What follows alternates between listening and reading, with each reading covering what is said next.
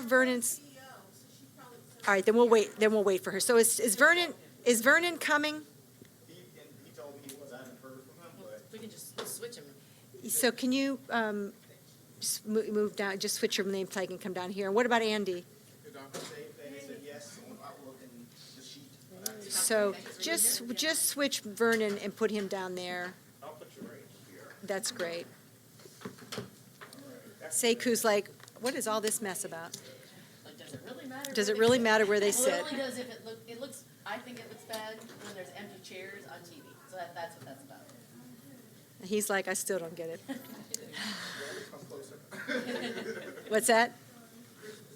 Yeah, so, all right, so everybody's feeling a little bit more generous. So, hi. I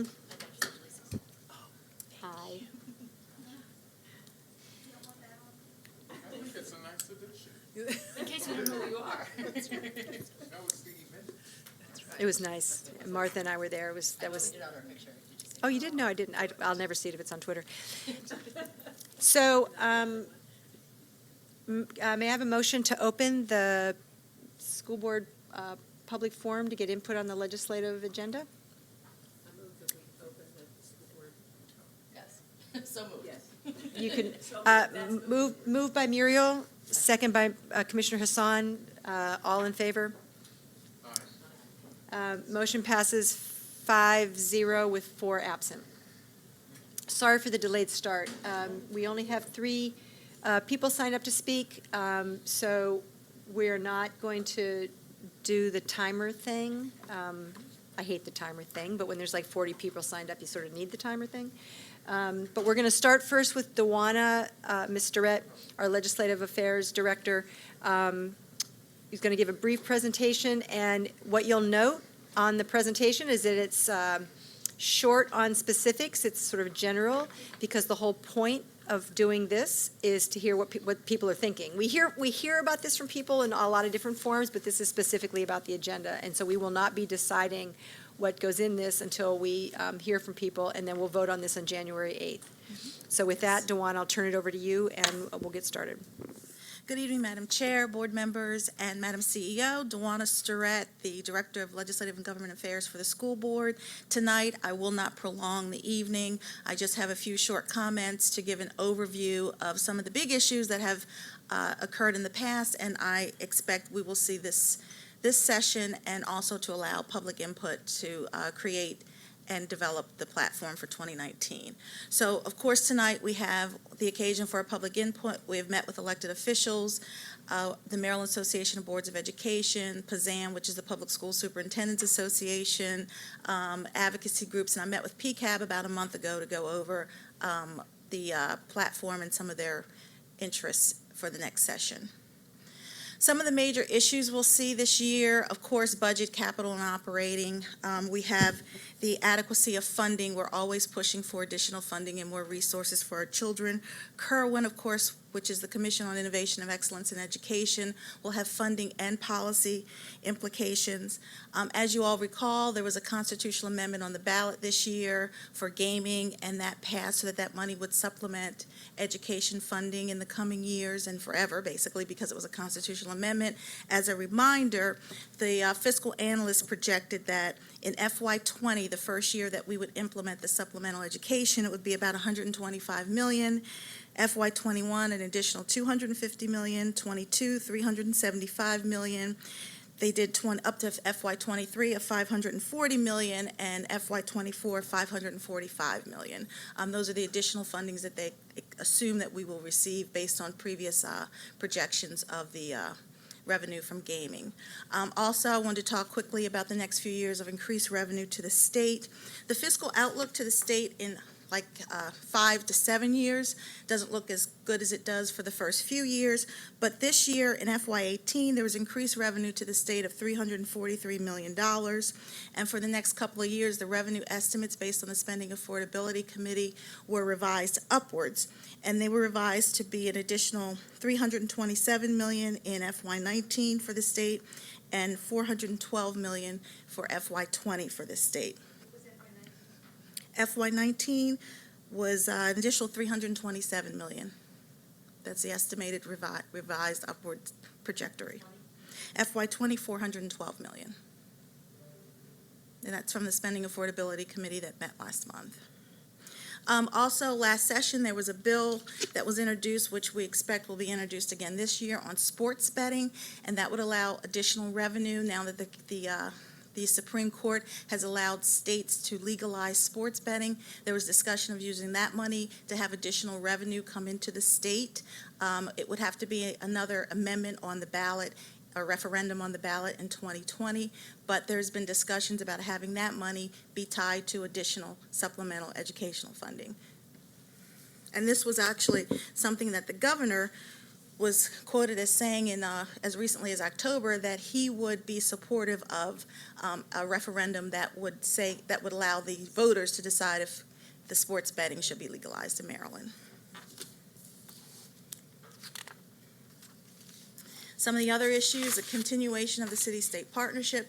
As we know now, we are a fully appointed board by the mayor, and we moved to a hybrid board in 2022. I just wanted to say there was some confusion on Twitter this morning about the Wycomico and Anne Arundel County boards, because I had them as not as elected boards, but when we voted on this platform, they had not become elected boards yet. They were elected this year, in June and November 2018. November and June of 2018, they had their first elections. And so in the FY19 platform, it will be updated. And just as a background, there are 19 school boards that are fully elected, 4 that are hybrids, and we right now are the only fully appointed board right now.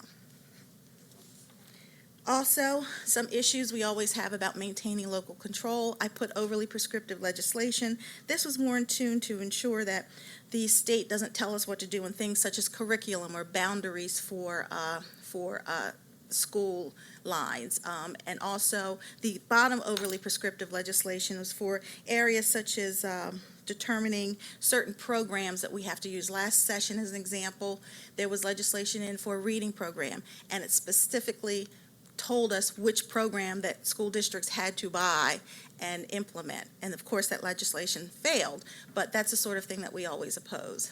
So the school calendar, that's a big issue. As you know, the governor had his executive order that we are to start after Labor Day and end June 15th. Last session, there was a law that was passed that said we would still start we would start after Labor Day, but we would end June 15th with 5 additional days. The state board, they translated that to mean that we had to first use our inclement weather days before we could add the additional 5 days without permission. So this year we hope to go back for clarification with this legislation. I know Senator King, who's chair of Budget and Taxation, has expressed interest in introducing such legislation to clarify. And always unfunded mandates. We always are against unfunded mandates and have been in the past. Again, I mentioned, yes. Would you explain unfunded mandates? Unfunded mandates are having policy implications without money to go with those policy. So, for example, let's just say Kerwin wanted us to do pre-kindergarten, but they didn't send any resources with it. Thanks. You're welcome.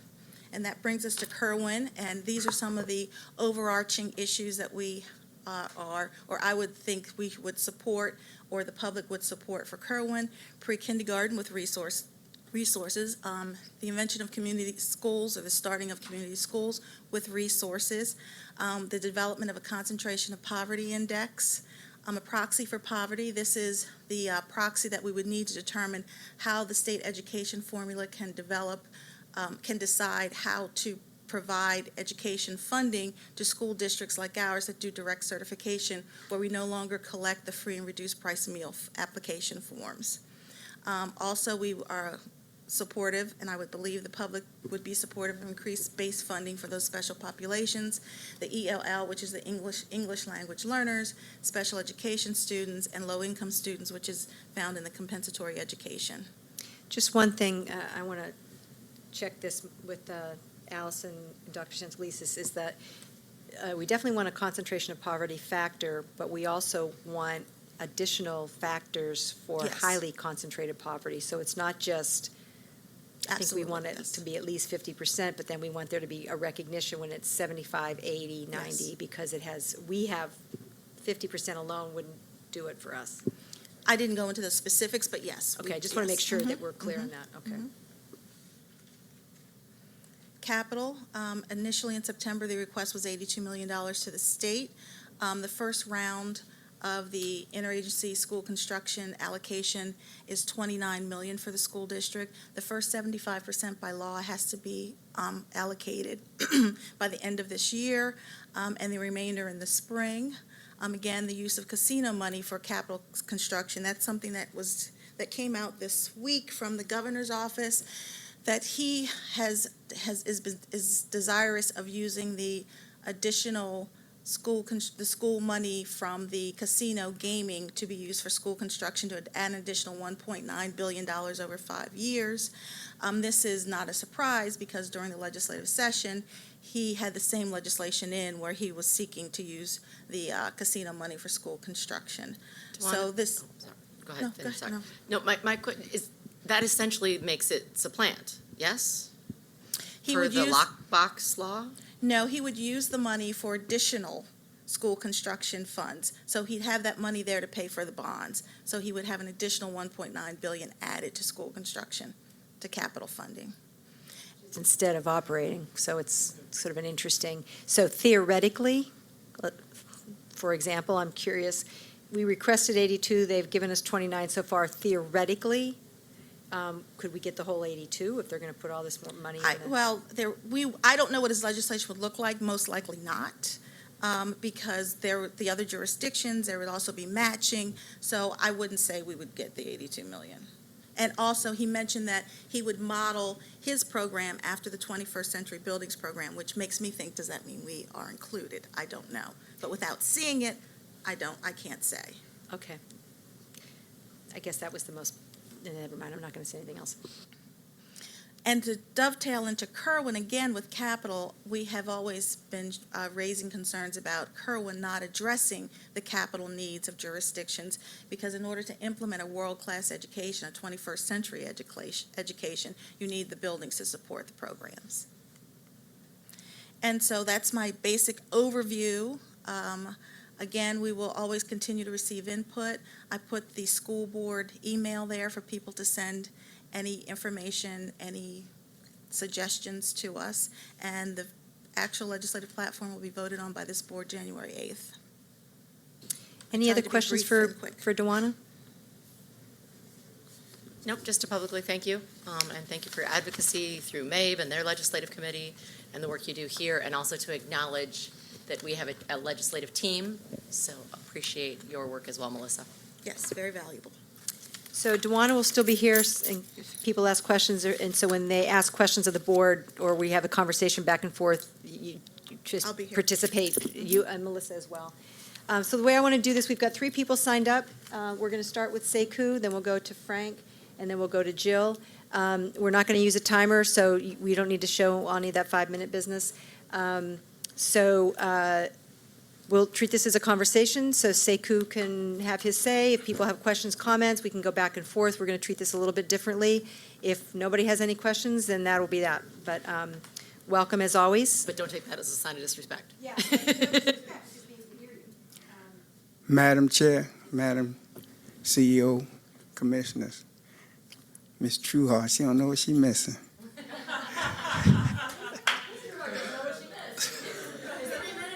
Like her big opportunity. Madam CEO, I heard you on the radio. You're getting to be a regular personality on the radios. But I know about all that. But I hate to rain on y'all parade, but you know I'm still stuck on arming our police officers. I want to know why this issue is not going to the state legislature.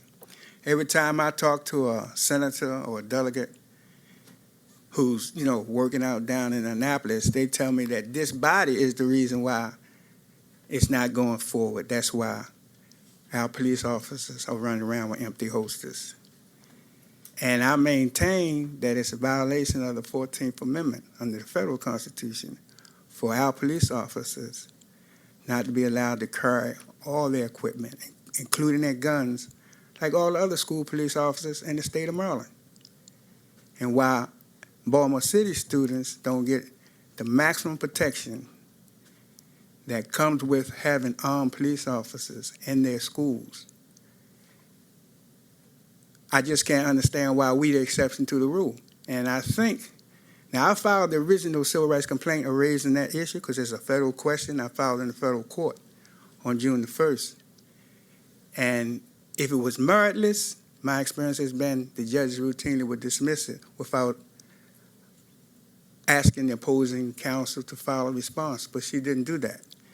She ordered me to file an amended complaint to correct deficiencies, and I did that, and that was filed on October the 9th.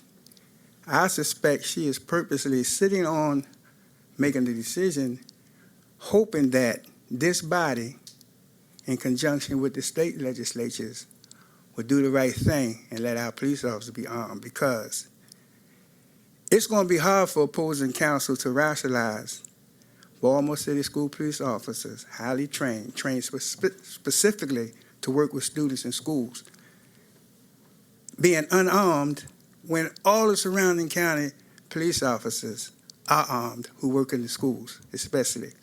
All the surrounding counties are beefing up their securities in their schools, especially Harford County because of incidents they had up there. But Baltimore City is the only school district that does not seem to be beefing up their security, at least to my knowledge, and it hasn't been made public. I'm talking about with special doors, and Harford County has instituted more deputies. They hired more deputies to protect the schools. Why aren't our specially trained police force, school police force, not street cops, not MTA, why aren't they allowed to be armed, fully armed? Y'all seem to be treating them like they the villains. They the good guys. And in light of all these assaults on these teachers, that acts as a deterrent.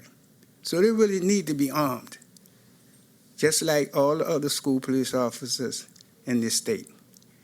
And I'm hoping that y'all gonna do the right thing, because I don't think the district court is gonna rule against the issue that I raised. It's a violation of the 14th Amendment to the federal Constitution. A lot of people don't know that the state constitutional laws are subordinate to the federal constitutional laws. You would think that people knew that, but a lot of people don't seem to know that. They think that the state has the final say. No, they do not. You are well aware that the feds, the federal courts, have the final say on the issue, whether or not it constitutes a violation of the Equal Protection Clause of the 14th Amendment. That's it. So it's interesting, I have a couple thoughts on this. I have a lot of thoughts on this, but it's interesting that the state senator or delegate, whatever, some person people you've spoken to, would say that the reason it doesn't go forward is because of us. We haven't that's not true. We haven't raised this since, I guess it was 3 years ago now. And at that time, while our process was pretty flawed, but it was the administration and the school board that supported it, and the state delegates were so mad at us about the process that they basically killed it before it got out of the city delegation. So we haven't brought it up again. The only reason we haven't brought it up again is that we realized that a number of things were kind of out of date, a lot of our policies, and that we wanted to take a full look. So while the delay might seem interminable to somebody who's been asking about this for a while, the reason we did the public forum, 2 months ago now, was that we finally reached that point where it could be considered in a broader context. And I'm not going to say it's scientific, one public forum. There was a lot of participation that night, you recall, but I kept a tally, and it was exactly 50-50, which is what it was 3 years ago when we had a couple of public forums. So I will say that there's a split on this, and both sides feel very strongly. So you can tell by us not putting it in here, we haven't decided yet what we're going to do, but you're being heard. I mean, your point is very articulate about this issue, and there's the people on that side of the issue really feel that way, and others, if I could summarize what I heard that night,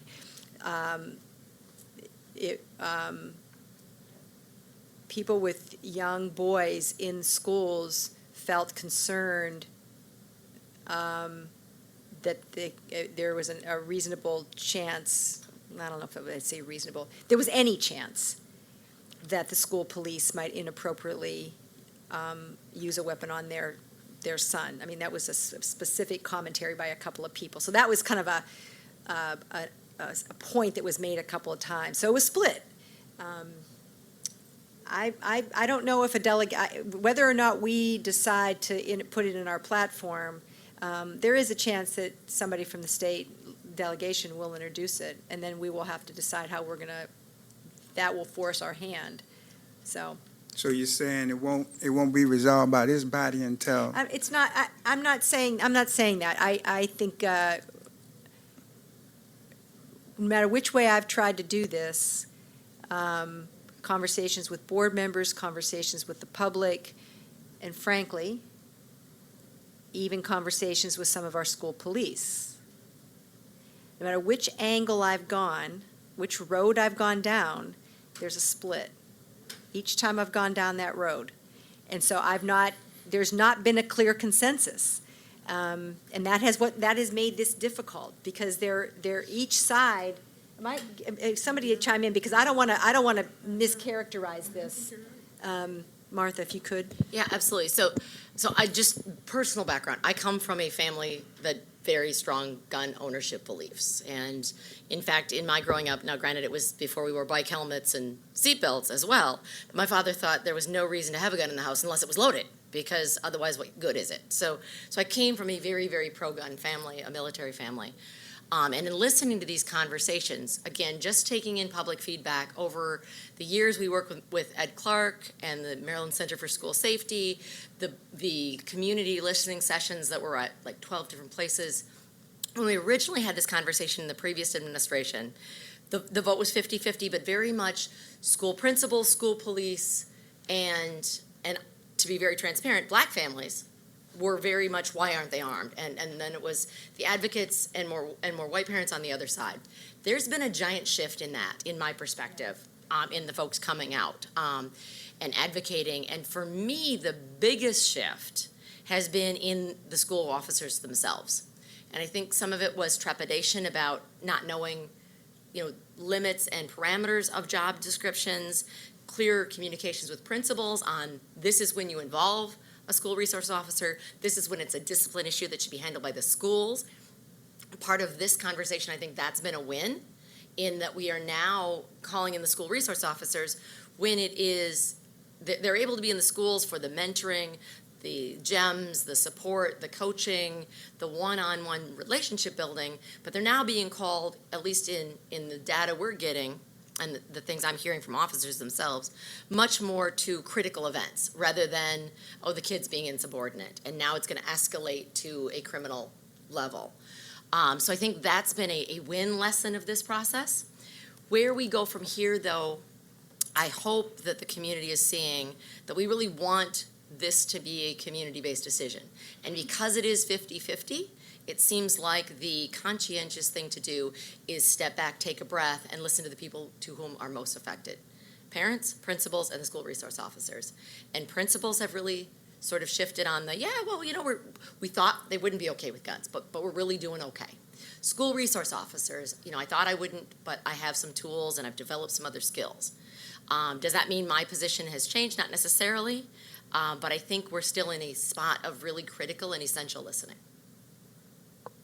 The other piece I would just add for clarification is that we are actually taking additional steps around safety, right? This particular issue, as both Commissioner Hassan and Commissioner Kashani have stated, this particular issue around arming school police is a gnarly one, and it's not self-evident, because I think, just as Commissioner Hassan said, if we want to reflect the views of the community have been split down the middle. I will say, though, with regards to cameras, kind of reinforcing doors, those kinds of things, what we have done is worked with school police. There is now, which I'm sure you're aware of, but other people may not be, there is a pot of money that has been set aside by the state for all jurisdictions within the state to beef up their security. And we have sat down with our school police and frankly, even connected with the mayor's office to see what we can do around the placement of cameras. Like overall, we have schools who were still saying there were cameras that weren't working or busted cameras, reinforcing. Chief Ham and his team did some great research around if with a limited pool of money, what were the access points within buildings that needed to be reinforced based on their knowledge of safety, but also on their feedback from school personnel. So the one thing I do just want to make sure that you and the public understand is just because this issue is one that is still being worked out, we have not waited to move on those other measures. And we've been very clear, and I've talked to colleagues across the state. Chief Ham has talked to security folks across the state, school safety personnel. So I just wanted to make that distinction. That it's not like we're not doing anything until this issue is resolved. We actually are in the process of putting a number of pieces in place, and the funding is coming from that state fund. So I just wanted to put that out there. And then, if I may, Madam CEO, also just simply add that we're doing some things, and again, this is not saying we don't hear you and that we don't understand the position and the very real critical safety needs that have to be met today. It's just about making sure we do that long-term the right way.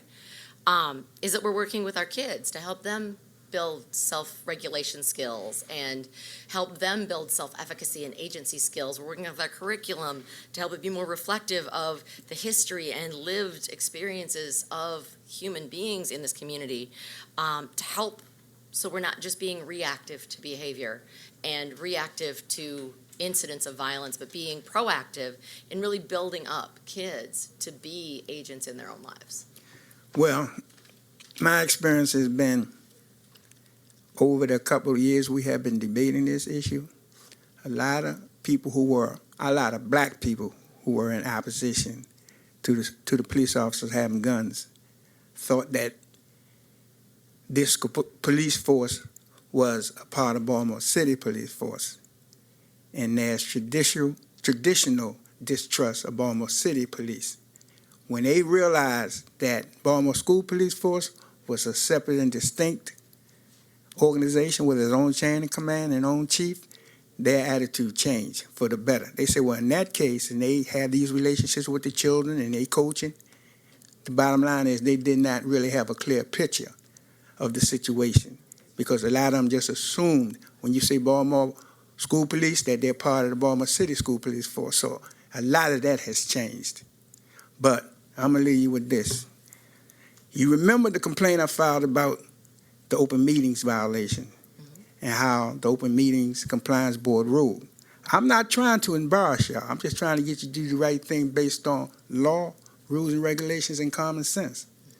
Because if the worst should come to pass, somebody get killed in one of these schools, staff, teacher, student, or whatever, and it was because there was not an armed police officer on the premises, guess who's going to get the blame and get sued? You are. And it's a federal question. It doesn't really have a lot to do with what the community thinks. It's what the law is going to say about whether or not it's a violation of the federal Constitution, the 14th Amendment Equal Protection Clause. Y'all have a nice day evening. Thank You as you. well, thank you. And for the record, we don't think you're trying to embarrass us. No. And correct me if I'm wrong, maybe somebody else knows, but Baltimore City is the only LEA that has its own police force. So the other LEAs that have police serving their schools that are armed are actually Howard County Police or Montgomery County Police. So they aren't separate and specially trained and working with kids and permanently embedded in the schools. Which strengthens my argument. ALF are specially trained. Correct. Thank you. Frank, you're up. Where you been, Frank? Been around, hanging out, chilling, Maybe you watching us on working TV? hard. You sitting back on those Tuesday nights watching us on TV, maybe? I stream you guys all the time. I'm also watching the state too, streaming them too. Yeah, everyone, right? Well, good evening, Madam Chair, Madam CEO, and members of the board. My name is Frank. Good evening, Madam Chair, Madam CEO, and members of the board. My name is Frank Patinella. I'm a senior education advocate at the ACLU of Maryland, and thank you for this opportunity tonight. This session in Annapolis this year is going to be a big deal. With Kerwin, this is a once-in-a-generation opportunity to get it right. We and other city and statewide advocates have been pushing the commission for funding formula and policies that ensures sufficient staff and programming and that centers race equity. We'll see what Kerwin's recommendations look like in January, and we're expecting a huge price tag, and we've seen the $4.4 billion number, and we've seen some reactions to that, but we don't know how the legislature will respond, and if they will be bold enough to do what is in the best interest for our children, especially Black and brown children in this city and statewide. We want to work with advocates, the community, and city schools to ensure that we push hard for a full Kerwin package this year. The time is now for city students and families to get what they deserve. The school district and a few others have been in the hole, right? Big funding gaps in terms of what the state has determined to be adequate funding. And this has been going on for years, so the time is now, and we want to be strong. We want to work with citywide and statewide advocates on this. Secondly, we appreciate the collaborative work that city schools and advocates are doing on discipline policy. This legislative session, we want to make sure that we continue to push any proposed legislation that supports the work to improve school climate. That means improving restorative practices and other supports for children and families. And lastly, I just want to mention school construction.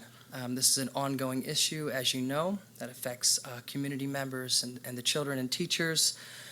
We need to continue fighting for school construction funding, and with this recent announcement by the governor, the $1.9 billion increase in school construction, that sounds exciting, but I'm greatly alarmed because I know how the funding is distributed at the state level, and it's inequitable. Without getting into all the details, they don't consider the wealth of a district and the ability of a district to generate its own local contribution to school construction, which is disequalizing. So this could exacerbate those disparities. So we want to work closely with you and the community on this as well. So thank you, and I'll take any questions. Well, my question was going to be about your opinion on the governor's announcement, so check on that. Yeah, I suspected that's what it was, but I was just curious. Right. Well, I'm sure you've seen all the news articles about this and people weighing in on it. And it's just complicated, right? There seems to be this issue pitted against Kerwin, right? Inadvertently or intentionally. Yeah. Probably intentionally. Yeah. We don't know. I just think it's just really important to watch whatever gets filed on school construction, and just to make sure that it really benefits the students that are suffering the most, which would be Black and brown children statewide. Yeah. So. Other comments, questions for Frank? I mean, let's just continue to work together. You guys are terrific partners, and just keep us in the loop. Great, thank you. Thanks, and we'll do the same. And I just also want to say a big thanks to Frank and Beck and ACLU just for your kind of continued groundwork. And as you noted, watching everyone's live stream to make sure that we're not missing anything. And at the same time, holding us accountable as well. So, but I want to thank you for being great partners. Thanks. So, Jill Wardser, you're next.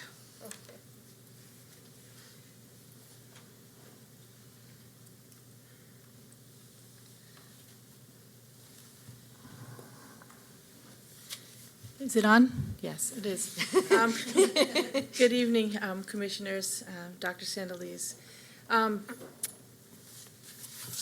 I came tonight basically to become informed on, what the system was going to be prioritizing for the legislative session.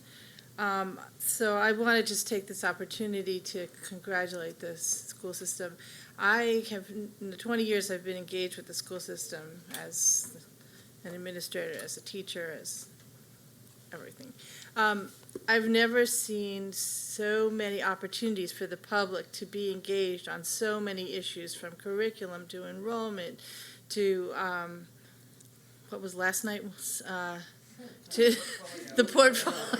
No, there was the portfolio and the budget, the budget, right? So, and I just, it's difficult because like the attendance could be better this evening. And I think, I worked with Teacher Democracy Project this summer, and I'm continuing as a fellow, and we talked to about 600 parents over the summer, one-on-one, and that their interests are being sorted now, try to give us a better picture of, the concerns, but they're not too much outside what you've heard in meetings here, I don't think, and what, you might expect. But following up on what Frank was saying, as the teacher in me, this is, the Kerwin is the opportunity of this generation, a civil rights issue. And I think it's an opportunity to present it that way to parents and to students, especially who are many of whom will soon be parents themselves. So we should do whatever we can, work with Rashad Staton, to engage his group of young people, work with principals and teachers, to get kids engaged in discussing the import of Kerwin and this issue. And the broader implications. In 2003, I was working on my admin certification, and I did a study of how many states had equity suits in education. It was 40 at that point in 2003.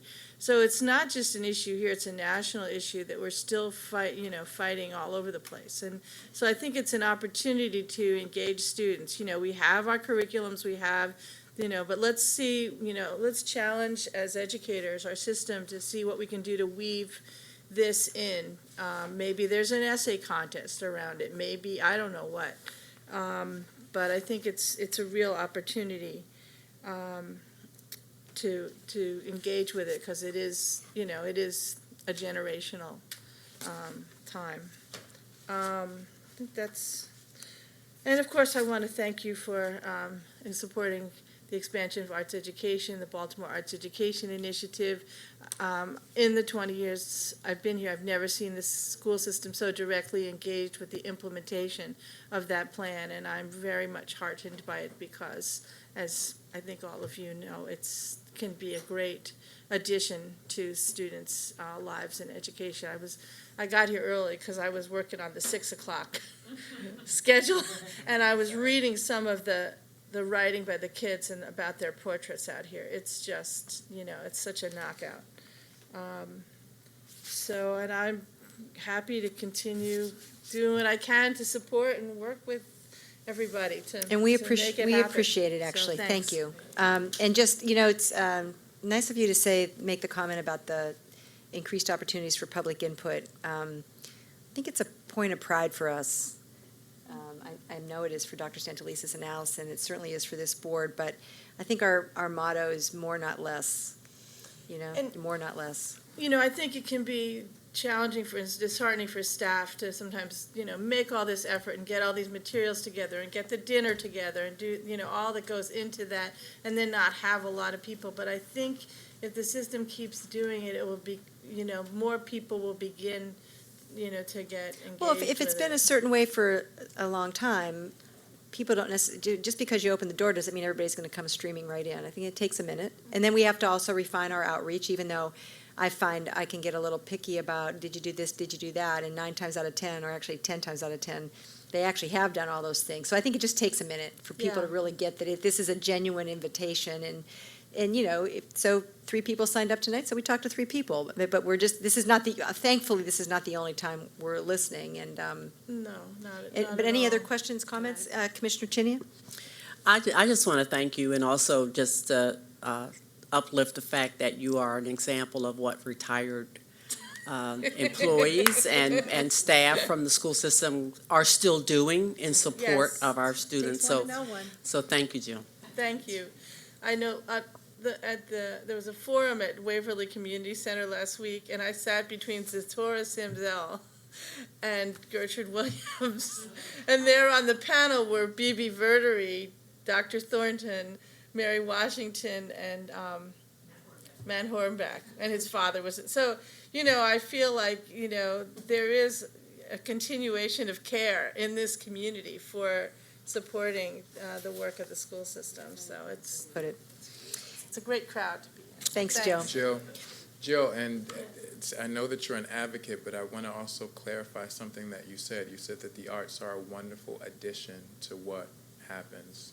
It's not an addition. All of our young people must No. have the arts. Yes, well, It's a if I must. said it It's that not way, an you know I addition. don't mean it. because- I know. Since we way I were on the usually- record, I just wanted to make sure we Thank made you. that I clear. usually call it cultural disenfranchisement. Absolutely. If you don't have it. So that's really where, it is a civil rights issue in my view. And also may I compliment you on the wonderful concert of the Urban Arts Chorale. It was an example of the repertoire that I would love to see in every school too, and the way that it was done. It You was seriously very get around. powerful. I know. She was at every Art to Dine For this past Not fall with me, everyone, too. no. A lot. No.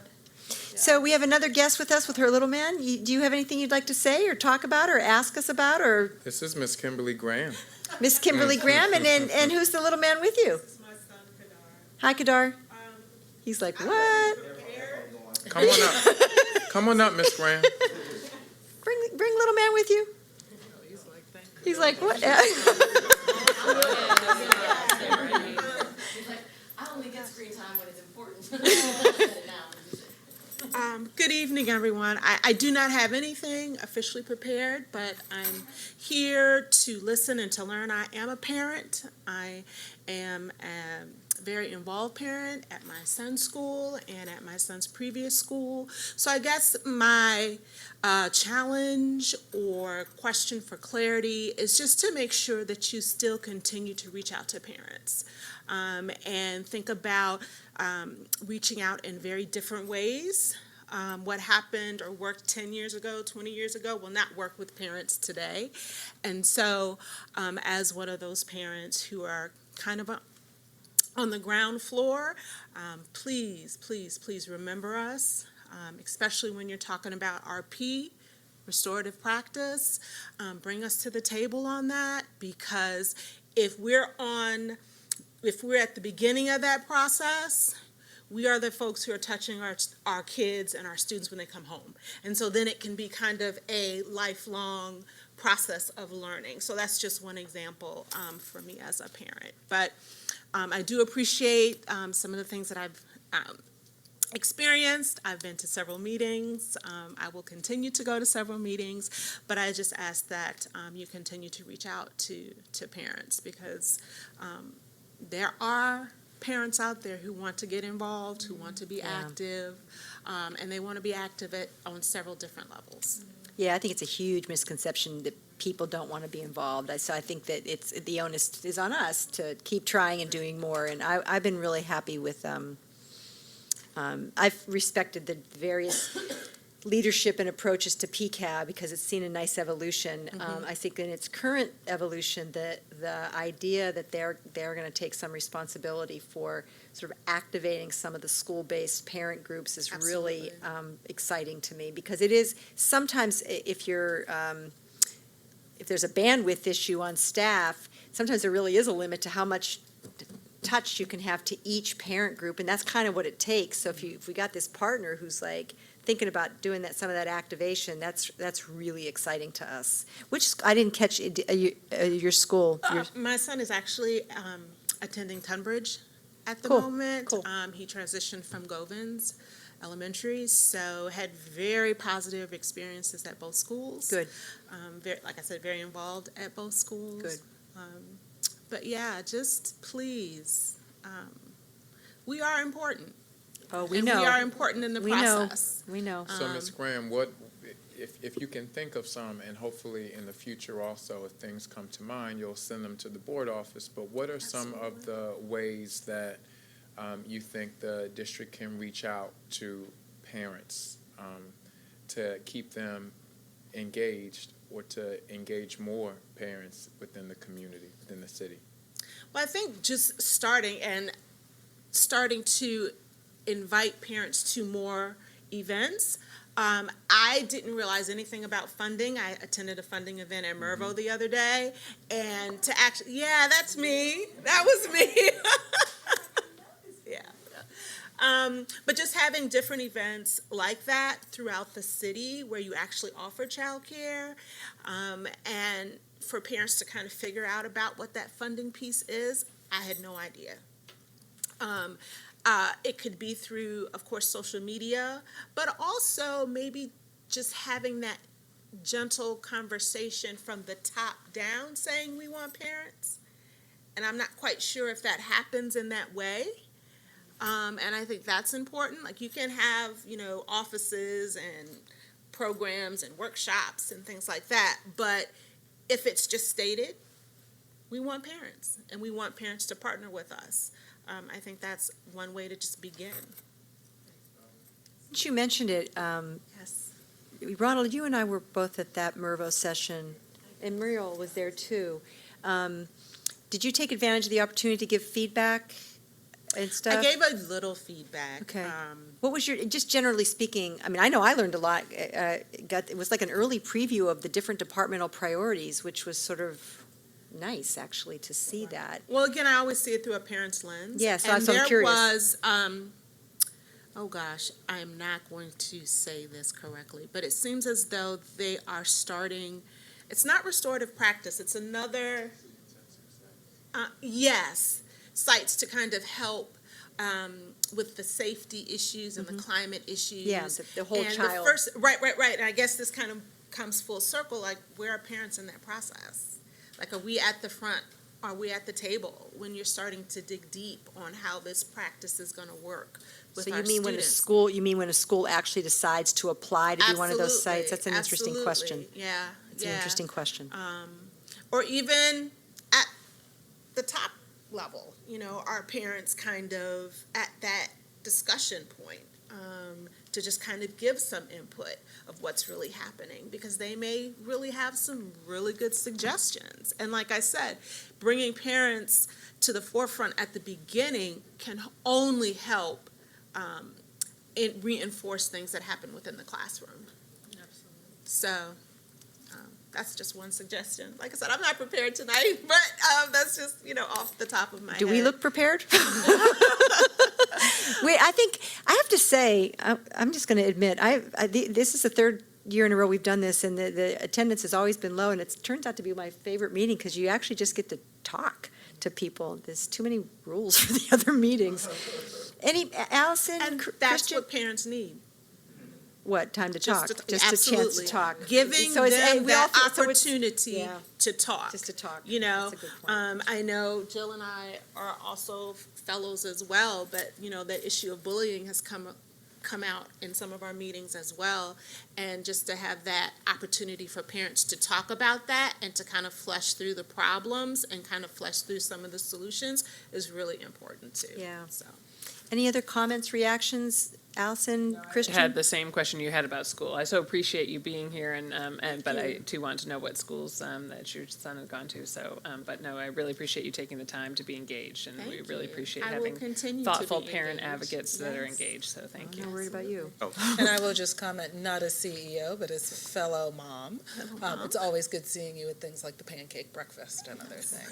And I can attest to your on-the-ground involvement in our kids' school. So I thank you for Absolutely, that. all our kids, because they touch each other, right? right. So your kids Absolutely. touch mine, and my kid touch somebody's, and so, pardon me? I said it really appropriately. No, absolutely. That's absolutely what I mean. Absolutely what I mean. Christian, you have something you want I to was just add? gonna add, I think the only, I think this conversation did make me think of different ways to engage. So maybe, I don't know, you could think about like a parent listening session or something like that. in the future, something directed, branding just for Just to have a parents. conversation. Absolutely. Because I remember when we had the focus group as part of the enrollment task force, so sort of phase one, before we've now gone into sort of the more broader engagement, and the parent focus group, I was just a note taker. And it was an odd role, because as the board chair, people were like, well, I wonder if I should say what's on my mind, and like, this is a little weird, but once people got going, it's like, who cares who's in the room? It was so informative, and it was just a conversation with no rules. It was nice. Martha, and then we'll ask Dewana and Melissa if they have anything they'd like to add. Okay, so this isn't a board work session, so it's not really our space, but since there's not a lot of other people, I have a concern that I'm not sure if the solution is legislative or if it's state board. Is this an appropriate place to drop that?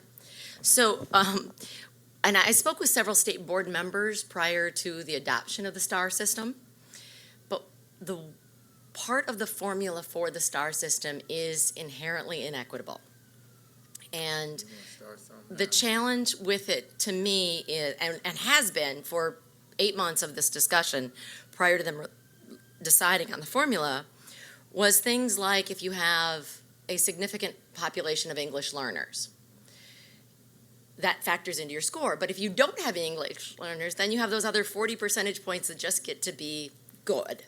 So you're penalized if you're serving students that are more challenging in the formula, whether they're students with special needs who have 6 years to graduate, and so then they're not counted in your 4-year graduation rate. So your 4-year graduation rate's going to look bad, even though those kids have every legal and moral and ethical right to be in school till they're 21 to certificate.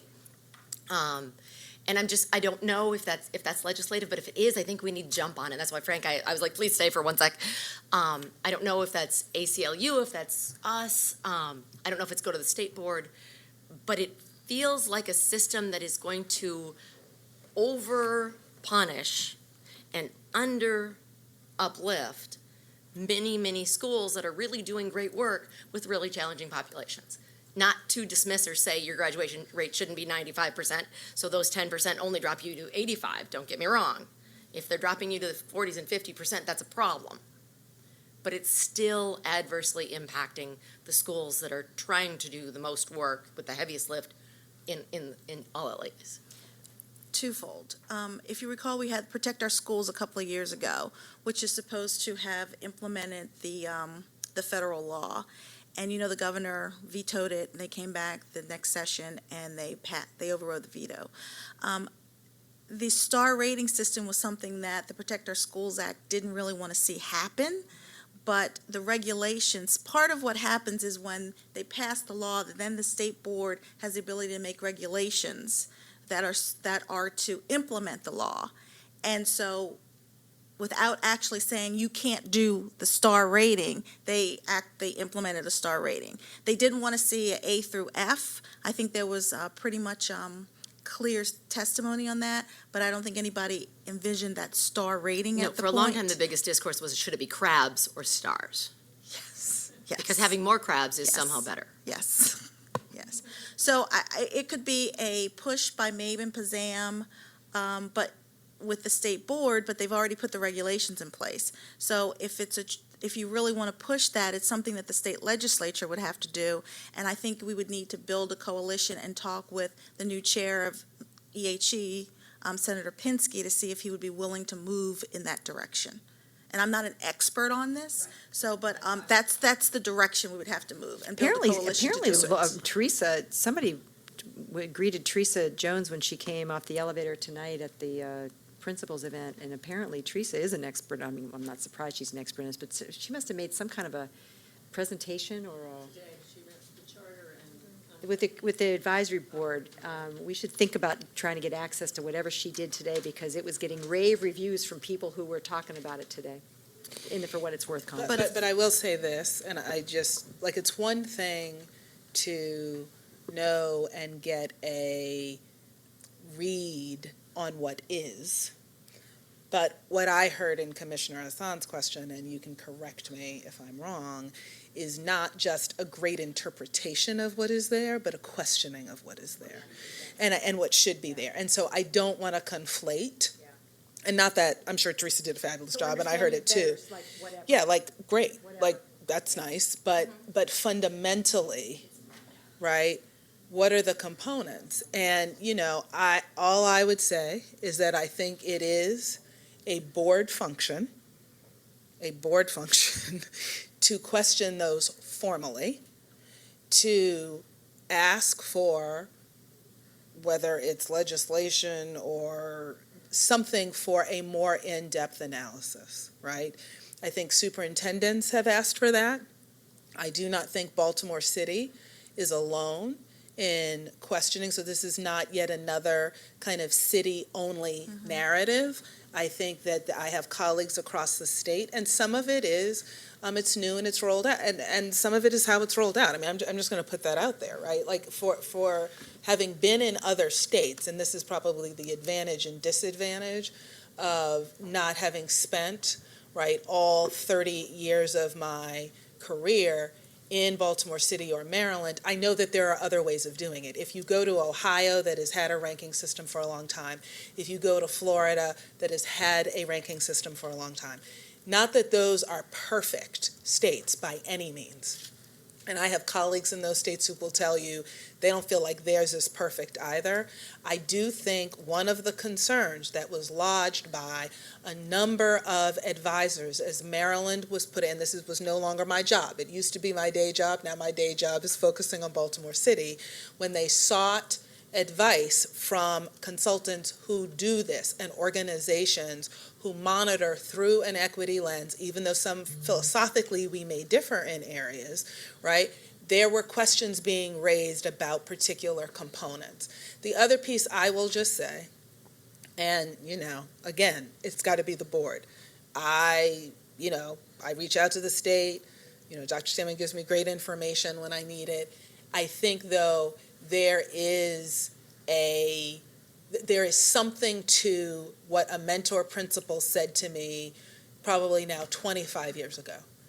And it was an African-American woman, one of the first African-American women principals in Staten Island. And she said to me, and I have always remembered, when you are at the end of the parade, you are the last ones to hear when the music changes. Mm-hmm. And so what happens is the more complex a formula, the more kind of novel an assessment is. It's not that I do backflips over Park, but it's that the consistency of the measure allows those who do not have the luxury of responding to every whim of change because, I'm sorry, we have issues of safety, we have issues of concentrated poverty. You always find yourself behind the eight ball. So I was at the event tonight, and I had a principal of one of our schools that has a diverse community. His community loves their school. They had 3 stars, and they computed that had they had information ahead of time and had merely changed their schedule, they would have gone minimally from 3 stars to 4 stars and possibly could have had 5. And so I'm trying to placate the principal by saying, well, this is a baseline. Chief Davis isn't coming down on you about this. I'm not coming down about this. But the reality is that principal has to face his communities and had a first grader come up to him and say, Mr. So-and-so, right, I know we're not a 3 school. So part of what I think, again, at least what I was hearing in Commissioner Hassan's question, and I think is an advocacy point, right? My job is to help steer us through whatever the existing system is. But I will tell you, the shifts in complexity, it's the same reason why I have issues with shifting from Park.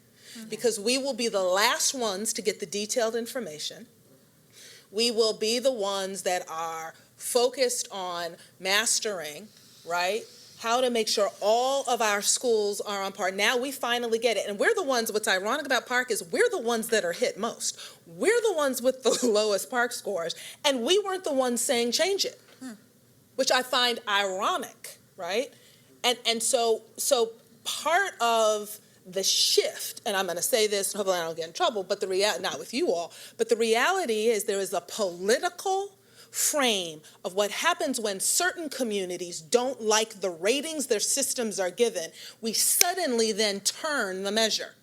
It wasn't Baltimore City who was displeased with Park. That's all I'll say on that. It wasn't Baltimore City, right? That pushed back on Park. Yes, our families didn't want over-testing. Yes, our families had issues with one score being determined. But I never heard a family say, this is too hard for kids in Sandtown or East Baltimore. And all I'm gonna push the public to do and our policy friends to do is look and see where the issues with Park came from. Look and see which communities traditionally did not ever experience low scores, who were experiencing low scores, and suddenly it became a priority to shift the measure. I will say the same thing with the star rating, right? When a star rating comes out and you get don't worry about it, it's going to be more holistic, and then you actually get what the formula says, and it's far more complex. And I had colleagues across the nation telling me as it was being built, watch your system because there's so many elements, you're not going to be able to track what it's actually measuring. But who benefits from that?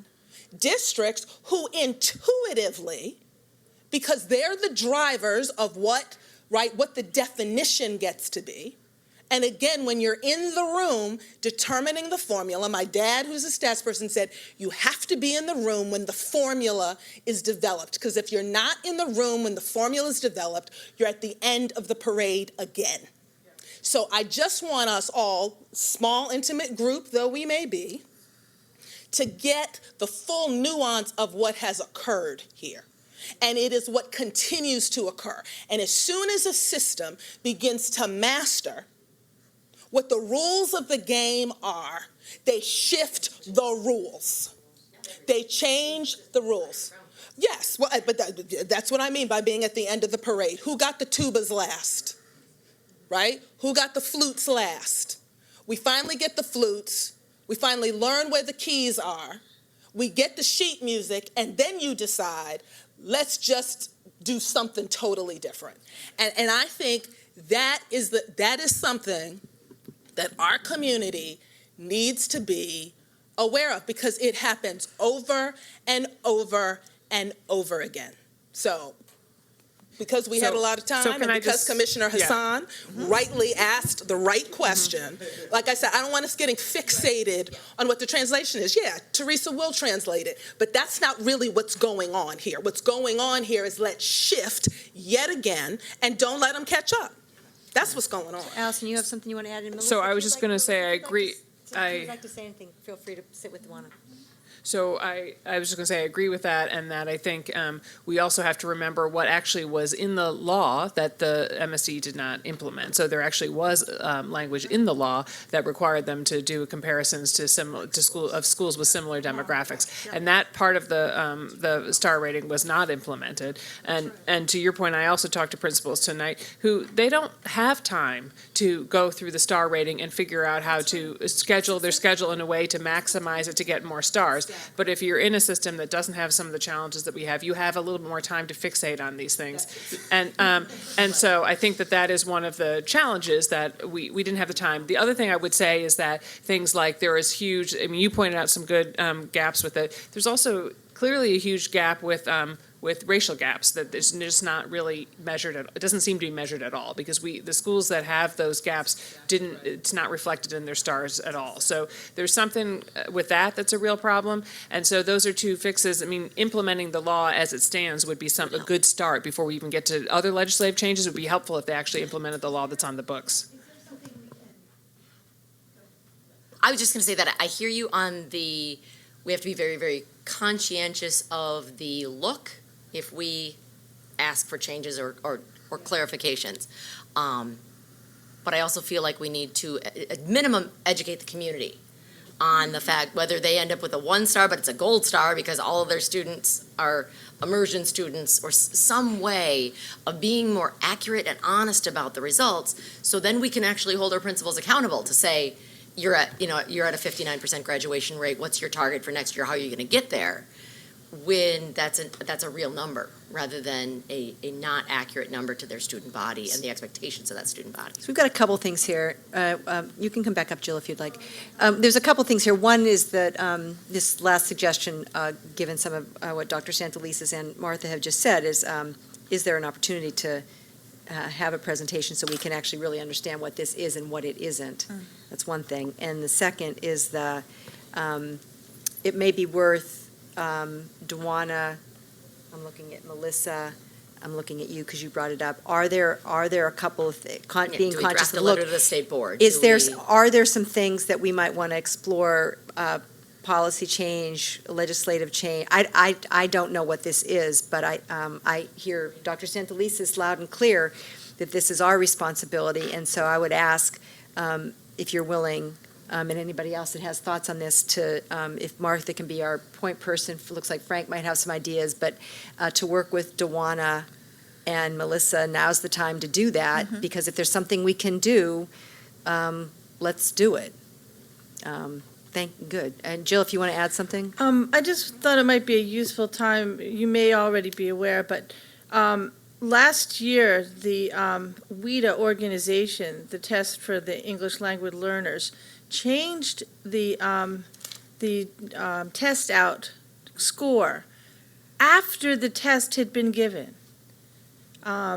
So it's just, something, yeah, I mean, I'm glad I wasn't teaching. It was so outrageous. And students who had been working, hoping to test out of WIDA, out of ESOL, didn't after they'd worked really hard on it. And so it's just a piece of the same kind of thing that I think it's good to be aware of. I also personally think that test is culturally deficit. I mean, the kinds of examples and items and so forth that are used on it, really a lot of them are outside of what is the experience of the students that are taking that exam. So they don't know what a driveway is. Thank you. Anything from the peanut gallery? You sure? Okay. Anything else for the good of the whole? Motion to adjourn? Moved by Martha, second. Second by Muriel. All in favor? Motion passes 5-0, 4 absent. Thank you, everybody. Thank you for coming. You're adjourned.